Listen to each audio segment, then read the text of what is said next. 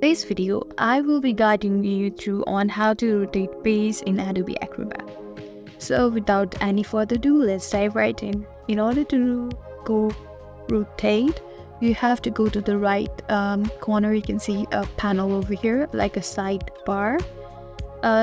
Go all the way at the bottom, and you can see this magnifying glass. So right above, you can see another zoom in option, and you can see a arrow, like a reload icon over here that says rotate the document to the right. Okay, simply tap in here. So as you can see, it has been rotated, and if you want to rotate again, simply tap again, and it's upside down.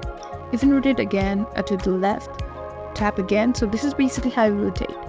And if you want to move it to the original position, simply tap it again.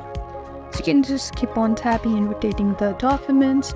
And this is basically how we rotate. I hope this video was useful. If so, please consider subscribing to our channel and liking our video. Thank you so much for watching.